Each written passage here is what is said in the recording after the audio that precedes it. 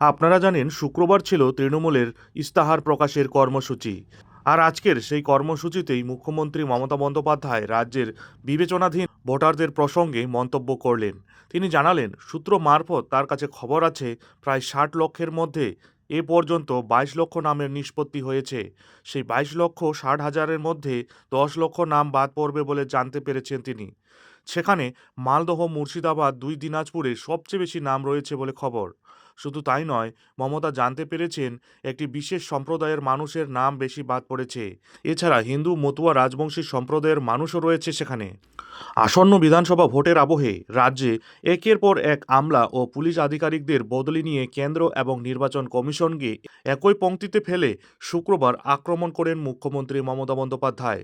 দলের ইস্তাহার প্রকাশের কর্মসূচি থেকেই মূলত তিনটি নয়া অভিযোগ করলেন তৃণমূল নেত্রী।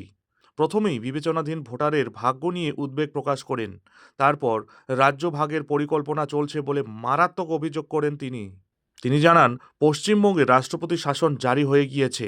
শুক্রবার রাজ্যের বিবেচনাধীন ভোটারদের তথ্য নিষ্পত্তির প্রথম তালিকা প্রকাশ হওয়ার কথা ছিল, কিন্তু দুপুর পর্যন্ত তা নিয়ে কমিশনের থেকে কোনো খবর মেলেনি।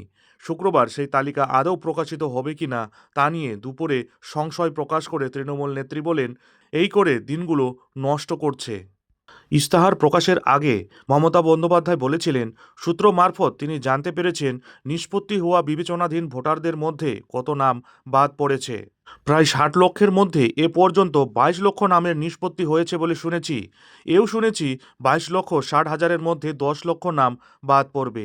তাতে মালদহ, মুর্শিদাবাদ, দুই দিনাজপুরে সবচেয়ে বেশি নাম রয়েছে। পার্টিকুলার কমিউনিটির মানুষ রয়েছেন সবচেয়ে বেশি।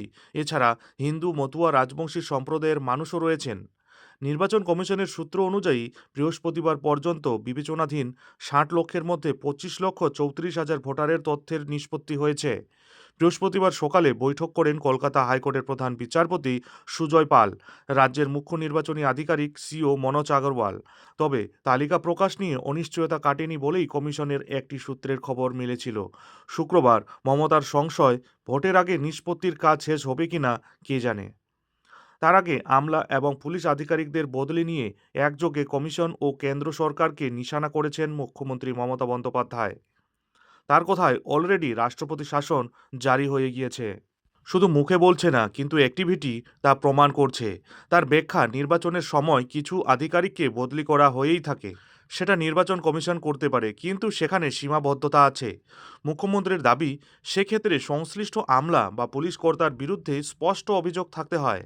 তাছাড়া যারা নির্বাচনের কাজে যুক্ত থাকেন তাদের বদলি হয়। কিন্তু 2026-এর বিধানসভা ভোটের আগে যেভাবে একের পর এক আমলা এবং পুলিশ কর্তাদের বদলি করা হচ্ছে, তাতে রাজ্য বড় বিপর্যয়ের মুখে পড়তে পারে বলে আশঙ্কা প্রকাশ করেছেন রাজ্যের মুখ্যমন্ত্রী মমতা বন্দ্যোপাধ্যায়। তিনি বলেন, মানুষ খাদ্য পাবে কোথা থেকে? রেশন বন্ধ হয়ে গেলে যেন আমাকে দোষ দেবেন না। আমি তো রেশন দিতেই চাই, কিন্তু এখানকার ফুড ডিপার্টমেন্টের প্রিন্সিপাল সেক্রেটারিকে নিয়ে গিয়েছে অবজারভার করে। কখনো শুনেছেন? এরা নির্বাচনের কাজে যুক্ত ছিলেন না, এরা উন্নয়নের কাজে দেখাশোনা করতেন। পঞ্চায়েত দপ্তরের আধিকারিককে বলছে নির্বাচনী পর্যবেক্ষক হয়ে যেতে। ঝড় জলে রাস্তা ভেঙে গেলে, দুর্যোগ হলে পিডব্লিউডি প্রিন্সিপাল সেক্রেটারির বড় ভূমিকা থাকে। তাকেও অবজারভার করে নিয়ে চলে যাওয়া হয়েছে। এছাড়াও মুখ্যমন্ত্রী আরও জানান, তিনি শুনেছেন রাজ্যের আরও কয়েকজন আধিকারিককে সরিয়ে নিয়ে যাওয়া হবে ভিন রাজ্যে। তাদের বদলে যাদের আনা হচ্ছে তাদের পশ্চিমবঙ্গের কাজ সম্পর্কে কোনো অভিজ্ঞতা নেই। মমতা বন্দ্যোপাধ্যায় অভিযোগের সুরে বলেন, তারা এখানকার মানুষকে চেনেন না, এখানকার ইতিহাস, ভূগোল, সংস্কৃতি জানেন না। নির্বাচনী বুথ, ব্লক, জেলা সম্পর্কে ধারণা নেই। কে দেখবে এসব? তার সংযোজন, তারপর যদি কোনো ঘটনা ঘটে, এজন্য দায়ী থাকবে বিজেপি সরকার। কারণ নির্বাচন কমিশন বিজেপি সরকারের বাইরে নয়, তাদের তোতাপাখি। এরপর কেন্দ্রীয় সরকারকে কটাক্ষ করে তিনি বলেন, লজ্জা! প্রেসিডেন্ট রুল করে মোদিজিকে বাংলায় নির্বাচন করাতে হচ্ছে। বাংলার মানুষকে এত ভয়? এখানেই শেষ নয়। মমতার দাবি, বিজেপির অনেক দিনের টার্গেট পশ্চিমবঙ্গকে এবার যেভাবে হোক দখল করতে হবে। সেজন্য রাজ্যকে ভাগ করার কোথাও চলছে। তার কথায় ওদের প্ল্যান আছে উত্তরবঙ্গ বাদ দিয়ে বিহারের কিছু অংশ নিয়ে আবার নতুন রাজ্য তৈরি করার। এই প্রসঙ্গে তিনি আরও বলেন, এদেশে সংবিধান, আইন সব কিছু মোদী সরকার কিনে নিয়েছে। পরক্ষণেই নির্বাচন কমিশনকে নিশানা করে বলেন, আমরা শুনেছি এই ভোটের পরে আবার ডিলিমিটেশন করবে। আগামীবার মোদী সরকার জিতবে না, ক্ষমতায় আসবে না। তাই ডিলিমিটেশন, এনআরসি ও সেন্সারের নাম করে আরও মানুষের নাম বাদ দেওয়াই ওদের পরিকল্পনা।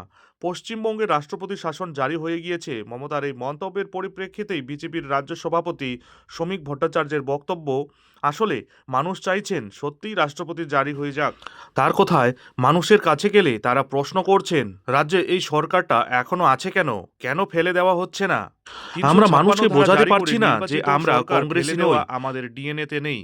তিনি আরও বলেন, মুখ্যমন্ত্রী বারবার রাষ্ট্রপতি শাসনের কথা বলছেন, কারণ তিনি শহীদ হতে চাইছেন, তিনি মাটি চেনেন, তিনি বুঝতে পারছেন নির্বাচনে কিছুতেই জিততে পারবেন না।